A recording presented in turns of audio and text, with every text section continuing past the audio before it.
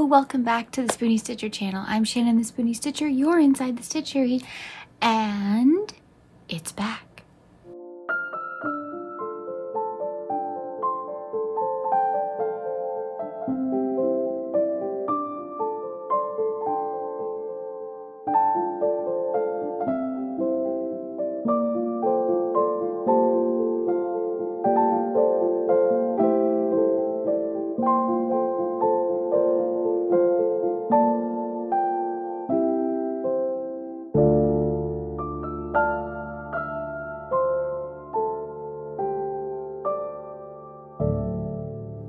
Yes, Who's That Tot is back thanks to my lovely little loyal subscribers, especially one in particular who keeps asking me, please bring it back. I never said it was going anywhere.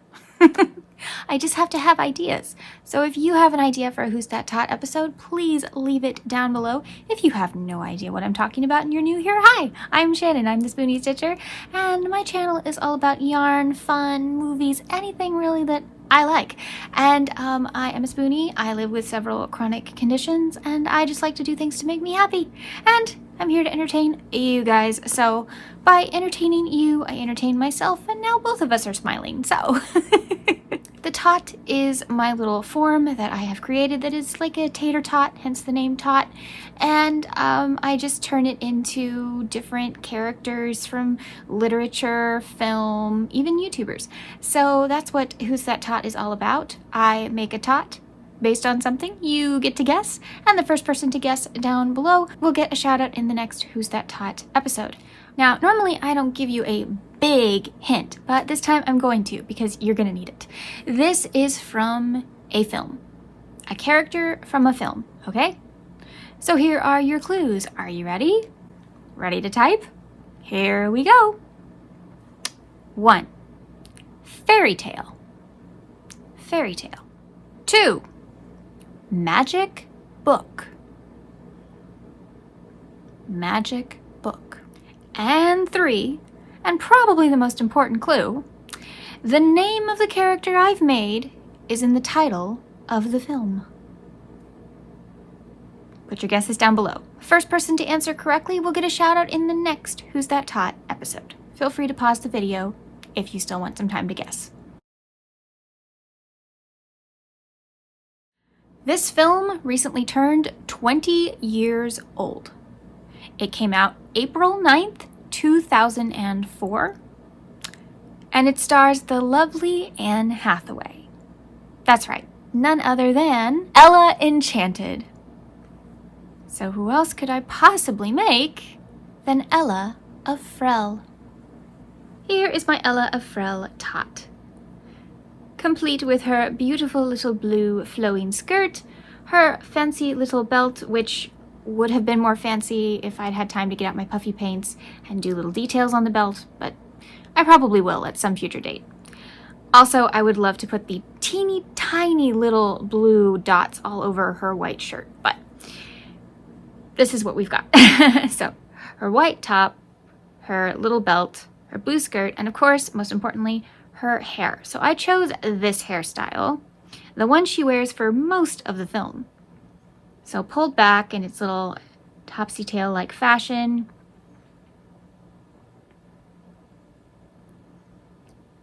And she is taller than my normal tots because I got to add more detail that way, and I'm kind of liking this size, I'll be honest.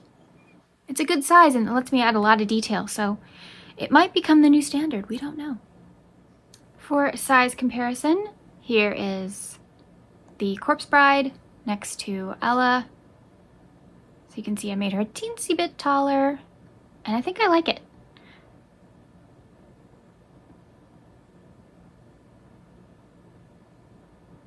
This film turned 20 years old. It's one of my absolute favorites. We're gonna mix a little bit of Film Friday in here. So if you don't know, Ella Enchanted is basically the Cinderella story in a very offbeat way. This is a great cast. I mean, Anne Hathaway, Hugh Dancy, Harry Elwes, Aidan McArdle, Eric Idle, Steve Coogan, Joanna Lumley, Lucy Punch, Minnie Driver, Jim Carter, Patrick Bergen, and Vivica A. Fox. Yes, she is Lucinda, the fairy godmother. and I was so tempted to crochet her for this video. I really wanted to crochet her for this video, but I only had time to make one. I felt like the main character is kind of who I should make, so yeah. Still gonna make Lucinda one day. Vivica Fox nailed this part. This is one of her best parts, in my opinion, and the only complaint I have is that she wasn't on screen more. Probably would have messed up some of the movie, I get that, but I don't care. I wanted her on screen more. Ella was born to a lovely family, and in this particular place where they live, Lamia, the children are visited at birth by a fairy godmother who gives them one special gift.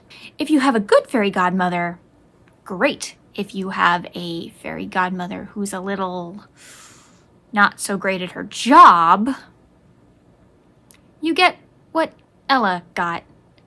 The gift of obedience. Sounds great, unless you think about it. Because she's obedient to anyone. Not just her parents, not just authority figures, anyone. And you can see that if people find this out, they could use this to do some very nasty things and blame it all on her. Well, as the story of Cinderella always goes, her mom dies. Not a spoiler, you all know the story of Cinderella. And her father marries a terrible woman with two awful stepsisters. One of the stepsisters finds out, sorta, that Ella has to do everything she's told. And she uses this constantly. That nasty stepsister is played by the fabulous Lucy Punch. This is the movie where I was introduced to the great actress that is Lucy Punch, and yeah, I see pretty much anything she's in, even if it's terrible, because she won't be terrible. She is so funny and so talented. On a side note, speaking of Lucy Punch, if you've never seen Series of Unfortunate Events, the Netflix series, and you liked the books, or you have that same sense of humor, if you don't have that kind of sense of humor, don't watch it, you won't be happy. Lucy Punch is phenomenal. She doesn't sew up till season 2, and that upsets me to this day, that they didn't use her more. I know, they have to follow the books, but seriously, she's fabulous. That whole cast is really just great, but go watch it just for her, seriously. Go watch it just for her. Anyway, back to the film. Hattie, played by Lucy Punch, is in love with the prince. She is his #1 fan. They have like a prince fan club. Very, very boy band crazy kind of thing. But he doesn't sing or dance or do anything. Played by Hugh Dancy. Yes, it's a film where he actually gets to use his English accent. Good for him. His uncle is played by the perfect Carrie Elwes. You have Carrie Elwes in something, it's just gonna be wonderful because he makes it wonderful, right? So Carrie Elwes plays Edgar, the uncle to Prince Char, as they call him. And he has a little henchman type character. It's a snake, okay? It's a really badly made CGI snake. And it was originally going to be a puppet, which honestly would have made it even creepier, so I'm really glad they went with the CGI snake. And it's voiced by Steve Coogan. He does a fabulous job. His name is Heston, and he reminds you of a combination of Iago, Sir Hiss from Robin Hood, and a little bit of Bartok. Just like a hint. There are moments you'll see what I mean. Heston's great. And Steve Coogan, I mean, great choice. Great choice. And thank you for not making him a puppet. Ooh, I don't know how that would go. I just don't see that going well. No. Some of you might be a little confused if you've never seen the film when I said that one of the clues was magic book. So the magic book is Benny. Benny is the boyfriend to Minnie Driver's character, Mandy, I think they call her a house fairy or something. Anyway, she couldn't undo Ella's curse because she can only do stuff that has to do with the house. And she accidentally turned her boyfriend into a book. That has to be awkward for them. But anyway, Benny is wonderful, and he helps Ella along her little journey. And oh yeah, totally forgot to mention that. The entire plot of the movie is Ella is going to get her curse reversed. She's going to find her fairy godmother and beg her to undo this horrible curse. And along the way, she runs into Prince Char, and they end up having to go on this journey together, along with Slannon, an elf who doesn't want to be an elf, and Benny, the book. And along the way, they meet ogres and giants and all kinds of things. And we will talk about one particular giant. The giant that falls in love with the elf, Slannon.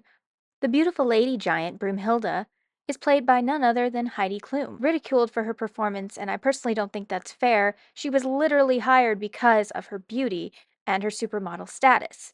She was not an actress, and I honestly think she did a great job. Because I did not know till this year that the voice of the leader ogre is Jim Carter. This is Carson from Downton Abbey. The magic of makeup. I did not know that till this year, doing research for this video. Crazy. Anyway, yeah, he's in this. Now let's talk about what pretty much everyone remembers from this film if you've seen it. The music. Is Ella Enchanted a musical? No. I don't classify it as a musical at all. It's got music in it. That's different. The only songs that are actually sung in the musical are Somebody to Love by Anne Hathaway and the Giant Chorus, and Let Me Entertain You, the Elves, and then Don't Go Breaking My Heart, the entire cast, which is a fabulous number. And wow, very interesting wedding dress choice, but I like it. Putting rumors to rest, yes, Anne Hathaway did her own singing. Somebody to Love is sung by Anne Hathaway and chorus. She did not have a dub. I don't know why that rumor went around. She flat out said it in her first interview that yes, she did her own singing. She was just intimidated because it was a Freddie Mercury song. She sang Somebody to Love by Queen. And she did great. She did great. And she was trained. She was trained in singing and dancing. And she just didn't use it much. But she had the training. She had the vocal chops. We know she has the chops. Listen to her. But she was intimidated. And I don't blame her. That's a powerful song. And there are some parts that are very difficult to sing. So, yeah, but she did it. I just love this soundtrack. And yes, you can get the soundtrack. I checked. You can still get it. But, I mean, it's got strange magic. Don't Go Breaking My Heart. It's not just make-believe. Whoa, that's a 2000s bop, right? True to Your Heart, Respect, Magic, Walking on Sunshine, Let Me Entertain You. Just so many good songs, mixing old and new. Just fabulous soundtrack. If you've never heard the soundtrack, I strongly recommend it. So before I go, let's talk about some fun trivia, because who doesn't love trivia? They shot the film in Ireland. They built a lot of the set, but they shot in Ireland for a lot of the outdoor stuff. And you can tell in some shots, it's like, this is not a picture.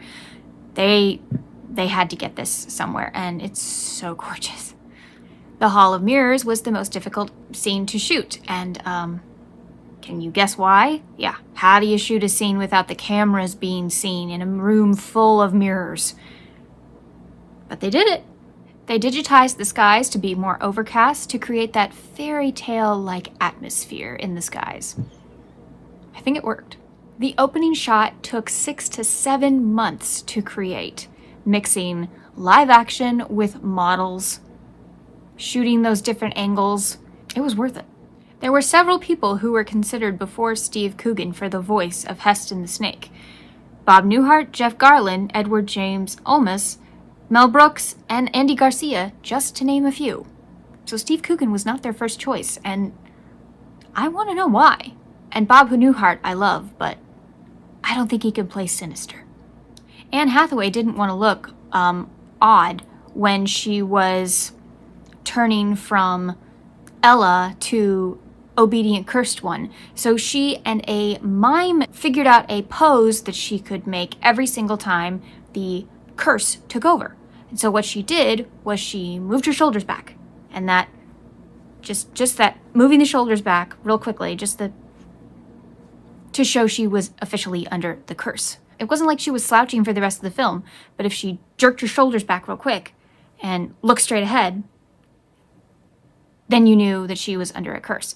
And along with that, to help the audience, they created a little sound every time she moved her shoulders like that little ping sound, so that you knew that, there's the curse. She worked with a mime. Smart. If anyone knows how to create stuff through just body language, it's a mime. So if I haven't convinced you yet, go watch Ella Enchanted if you haven't seen it. It is a classic. I don't care what people say. Some people say that it was a really dumb film. It's a fairy tale. Do you expect it to be taken seriously? Come on, it's a fairy tale film. Fairy tale films are fun, and they're not supposed to be taken seriously, and that is part of the enjoyment. Sometimes you just want to film for entertainment purposes, and that's what this film is.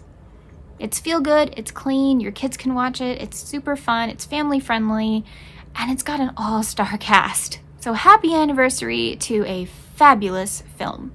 Thank you so much for joining me for another episode of Who's That Tot? Do you like this series? Do you want me to continue it? Did you like the small shift in how we usually do things? I kind of mixed the two series together, a little bit of Film Friday and a little bit of Who's That Tot?